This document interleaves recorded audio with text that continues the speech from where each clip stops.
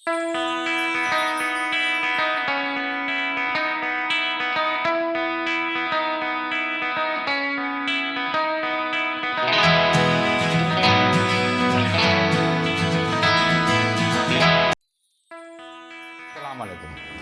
हाय से बेहतर है सलाम, क्योंकि सलाम में ही छुपी हैं सारी सलामती की दुआएं। बिलाखिर वो दिन आ गया कि हम अपना पहला एडिशन आपके सामने पेश करने जा रहे हैं।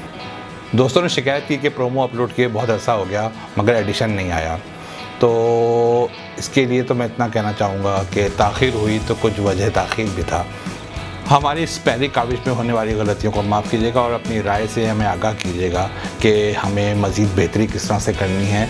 और यकीनन क्योंकि अपनी नौइयत का एक मुनफरिद विजुअल मैगज़ीन है, बसरी रिसाला है और नाम है इसका सोशल रिसाला। सोशल रिसाला फ्री बर्ड के तहत आपके सामने पेश किया जा रहा है।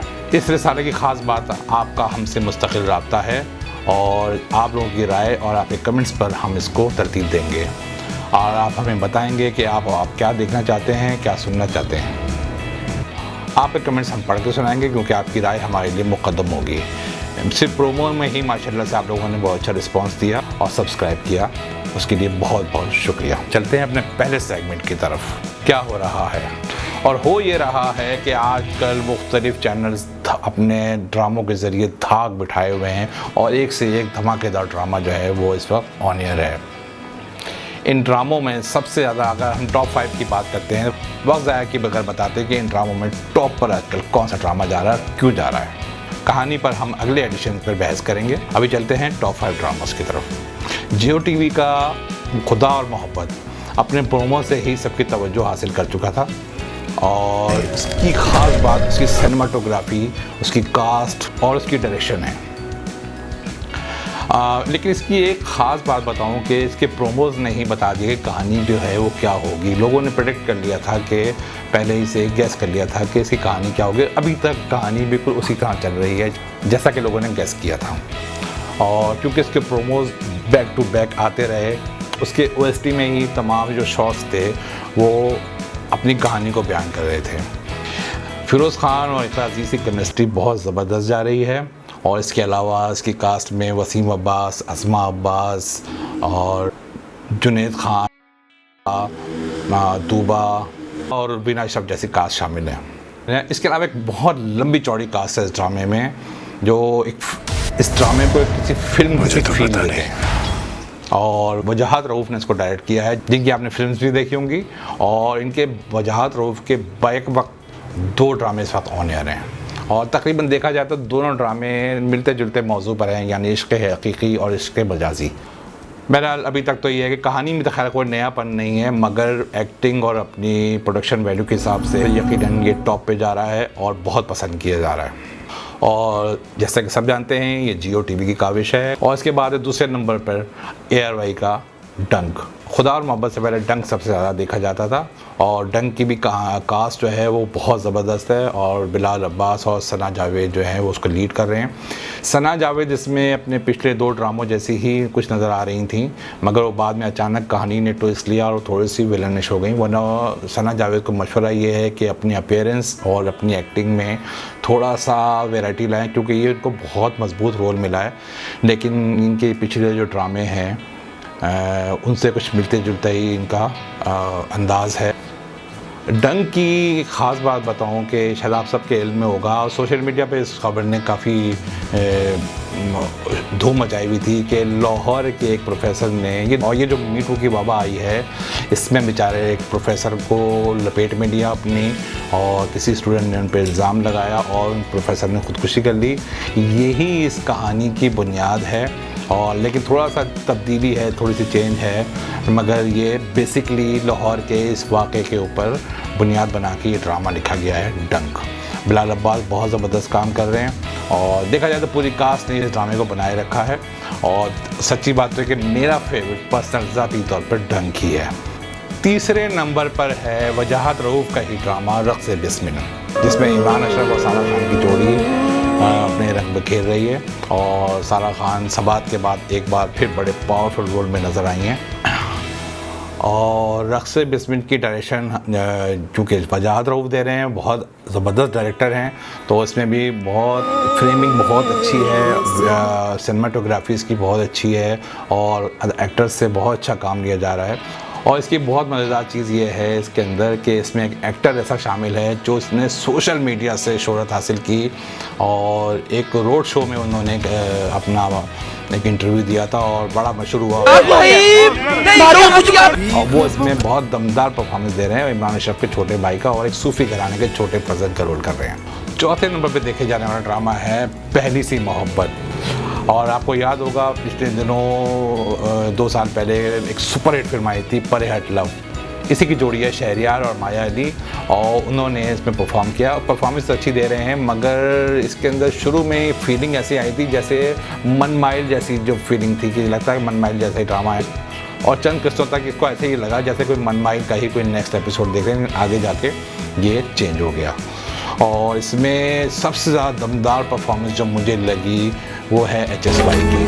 HSY का ये पहला ड्रामा है और बड़ी कमाल की बात यह है कि साकिब मोमिन का ने जिस तरह से इसमें रक्स बिस्मिल में अपनी अपीयरेंस दी और HSY ने पहली सी मोहब्बत में दी, इसी तरह से रकीब से में हदीका ज्ञानी ने अपनी पहली परफॉर्मेंस दी और बड़ा कमाल काम कर रहे हैं। तो परे हट लव के साथ एक डिज़ास्टर मूवी जो है 7 दिन मोहब्बतिन, जिससे बड़ी उम्मीदें थी मुझे लेकिन वो बात मिली नहीं उसके अंदर, उसमें भी वो काम कर चुके हैं। तो ये कोरोना की वजह से माया अली और शहरयार मनोवर जो हैं उनको अपने असल की तरफ वापस आना पड़ गया। खैर मुबारक हो सबको। और इसके अलावा एक जो चीज़ जो सबसे ज़्यादा मुझे इस ड्रामे के अंदर पसंद है वो है राबिया भट्ट। राबिया भट्ट का वो रोल है जो मैं अक्सर ड्रामों में ख़वातीन का रोल देखना चाहता हूँ, एक पावरफुल और एक ऐसी औरत जिसके आगे कुआं पीछे खाई मगर वो लड़ रही है, माशरे से लड़ रही है क्योंकि वो एक तवाइफ बैकग्राउंड से आई है और किस तरह से वो सोसाइटी में सर्वाइव कर रही है और किस तरह से वो अपने आप को सोसाइटी का हिस्सा बना के वो एक जंग लड़ रही है और बहुत अच्छी परफॉर्मेंस दे रही है राबिया भट्ट। और मैं ख़वातीन को इसी रोल में, इसी तरह ताकतवर रोल में देखना चाहता हूँ। आपने देखा होगा कि फांस में जो ज़ारा नूर अब्बास रोल कर रही हैं वो भी एक फाइटर लड़की का रोल है। तो इस तरह की चीज़ें जो हैं वो बजाय इसके कि रोती पीटती औरत नज़र आए, एक पावरफुल और लड़ती हुई औरतें जो हैं उस सोसाइटी में वो ज़्यादा अच्छा इम्पैक्ट क्रिएट करती हैं और इससे भी तो हम सबक दे सकते हैं। ज़रूरी थोड़ी कि हम औरत को रुलाएं तो ही हमें कोई सबक मिले। 5वें नंबर पर है इस वक्त रकीब से।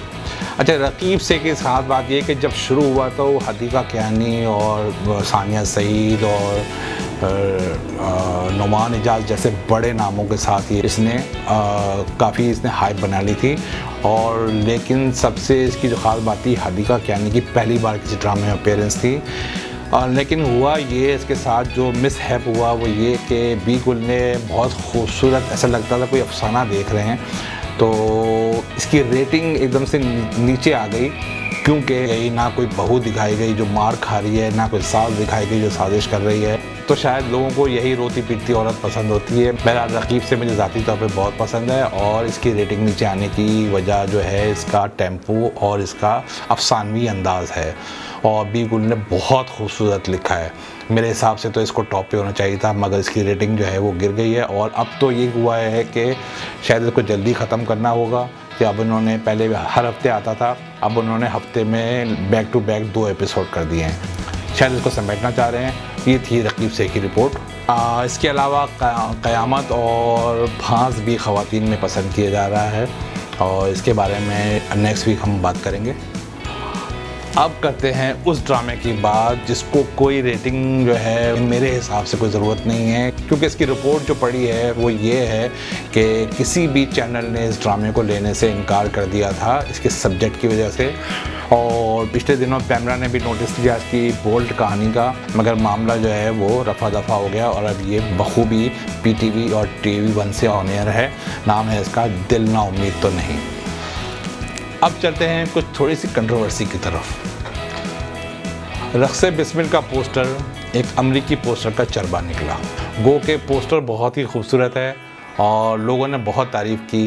इस वक्त मज़े की बात यह है कि रक्स बिस्मिल हो, खुदा और मोहब्बत हो या फिर पहली सी मोहब्बत, इन तीनों के पोस्टर बहुत क्लासिक हैं। आप अपनी स्क्रीन पर देख सकते हैं कि किस कदर ममासलत है इन दोनों पेंटिंग्स में।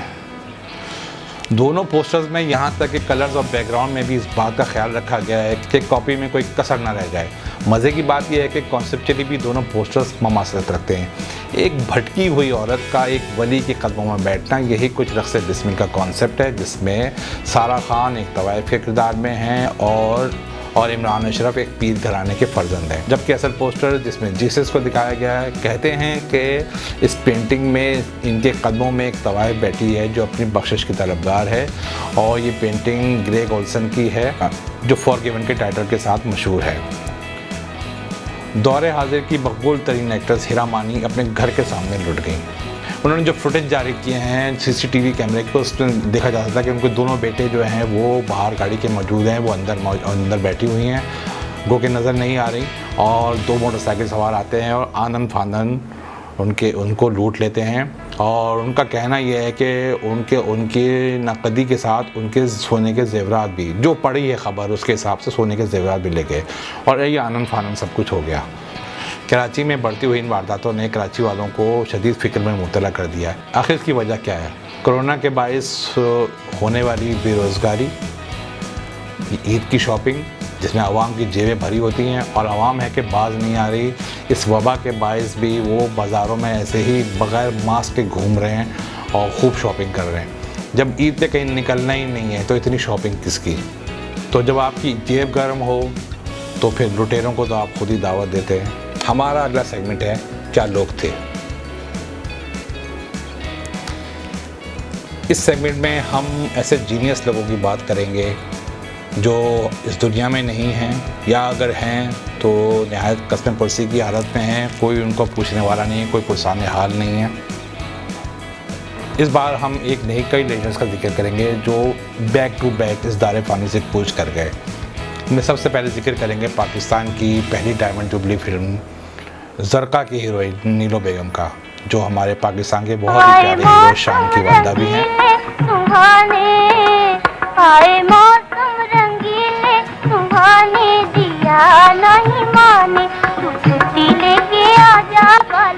इसके अलावा पाकिस्तान की एक और मार्कतुल आला फिल्म जिसकी पड़ोसी मुल्क में भी खूब धूम रही और उन्होंने उसकी कॉपी बनाई और मगर नाकाम साबित हुए, नाम था उसका हीर रांझा। अगर हीर के रोल को किसी ने ज़िंदा किया है और हीर के नाम से जिसका तस्वुर आता है जहन में, वो थी फिरदौस बेगम। फिरदौस बेगम का भी इंतकाल 16 दिसंबर 2020 को हो गया, और इत्तेफाक की बात देखें कि इनके साथ जो रांझा का रोल करने वाले थे और अमर कर दिया उन्होंने उस रोल को, वो थे एजाज दुरानी, और उनके पीछे पीछे उनका भी इंतकाल हो गया। तो हीर और रांझा दोनों आगे पीछे इस जहान फ़ानी से कूच कर गए। एजाज दुरानी एक वक्त में फिरदौस के शौहर रह चुके थे, और चूँकि एजाज दुरानी से पहले नूरजहाँ के शौहर थे, तो जब उन्होंने फिरदौस से शादी की तो नूरजहाँ ने इंतकामन फिरदौस की फ़िल्मों के लिए गाने से इनकार कर दिया।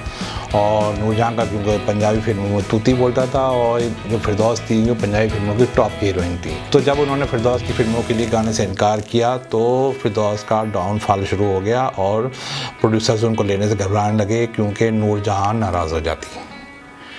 और आपको याद होगा कि मैडम नूरजहाँ की ही वजह से सुनने में आया है कि रूना लैला इंडस्ट्री छोड़ के चली गई। रूना लैला आपको पता है कि उस वक्त नूरजहाँ को बड़ी ज़बरदस्त टक्कर दे रही थी।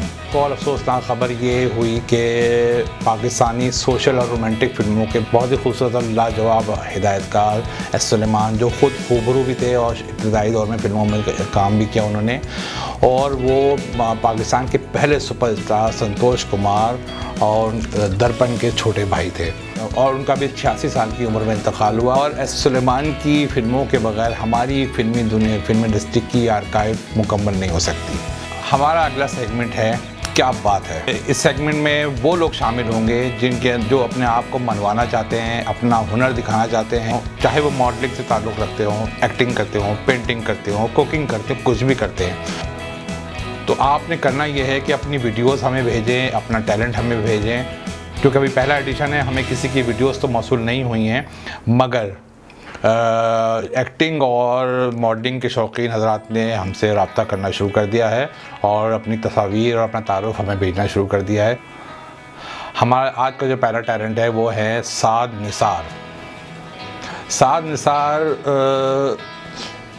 एक ऐसे बाप की औलाद हैं जिनका ख़ुद का ताल्लुक़ शोबिस से है और मुख्तलिफ चैनल्स पे वो काम करते रहे हैं। नईम निसार उनका नाम है। साद निसार बहुत खूबरू और पैशनेट नौजवान हैं और उम्मीद है कि इनको देखने के बाद जो मुख्तलिफ प्रोड्यूसर हजरात हैं वो उनसे रब्ता करेंगे। आप हमसे रब्ता कीजिए।